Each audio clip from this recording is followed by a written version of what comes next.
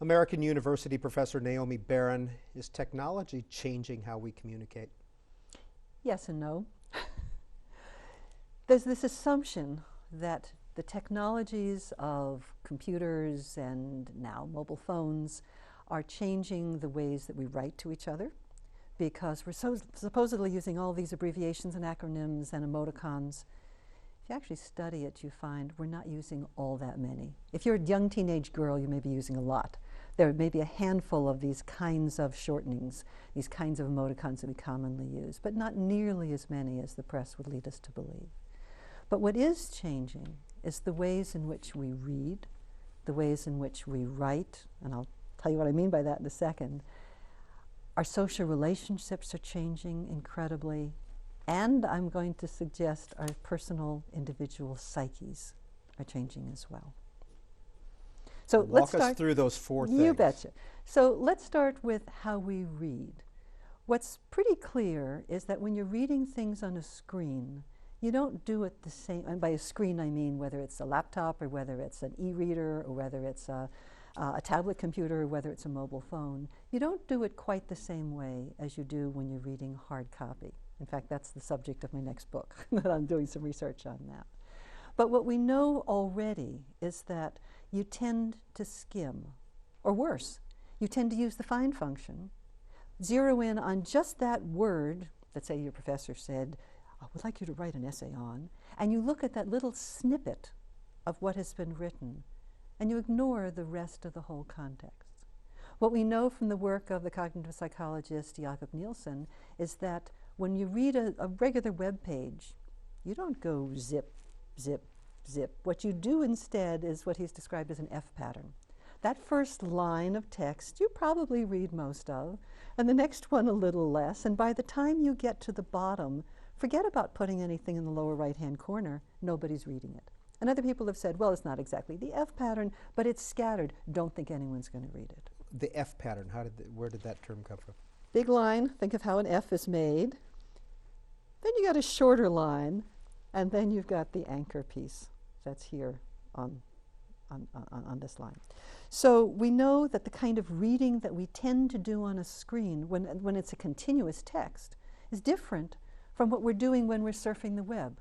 But wait a second, if you're reading on the same kind of device that you use for surfing the web, we tend to read, whether it's Wuthering Heights, or whether it's the biology textbook, or whether it's the newspaper, we tend to read it with that same mindset that we do the things that we skim through, or the term power browsing has been used by University College London to describe how we actually read.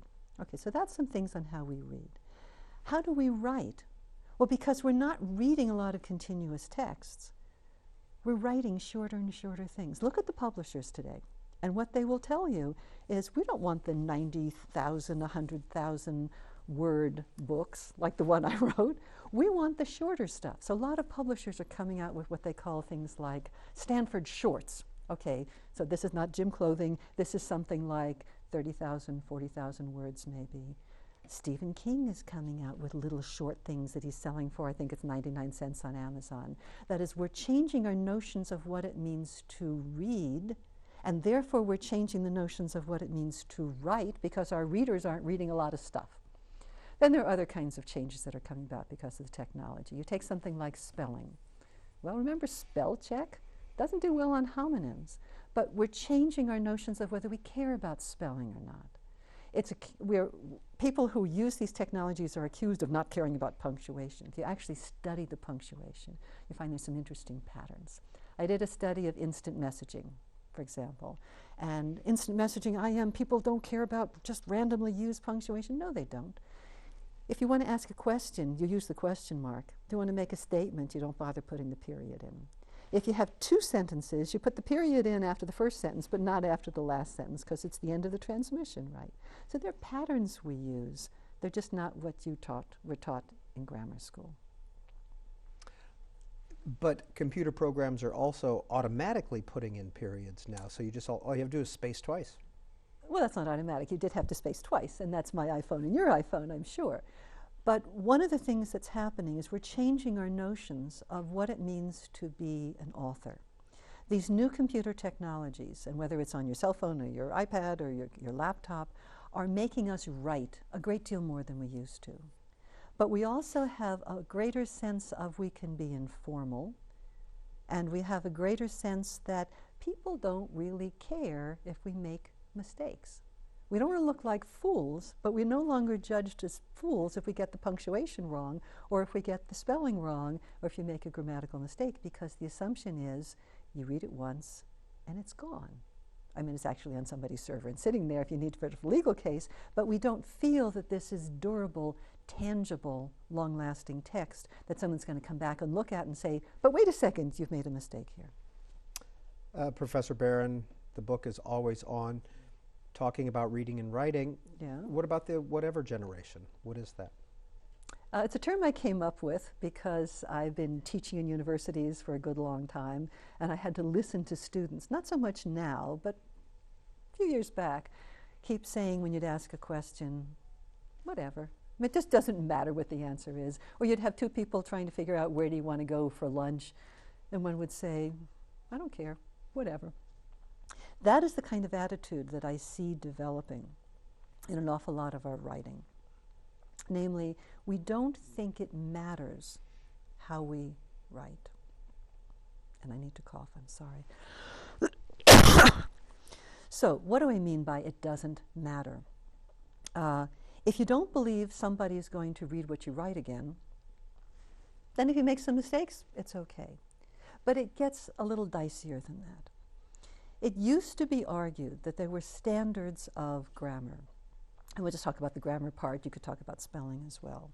And that who you were, how you were perceived by other people, depended upon whether you used grammar correctly. The story I love to tell is when I first started teaching, I'm a linguist, and I started teaching, and people, you know, you'd meet at social occasions, and they'd say, oh, so what do you do? I said, I teach linguistics. And they'd say, oh, I better watch my grammar.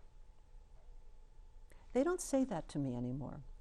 I say, oh, that's cool, well, you know, what do you do, and so forth. Because we have a sense that the rules of language don't matter so much. So if you want to say, everyone raised, what is the word that goes with hand? His or her hand, their hand.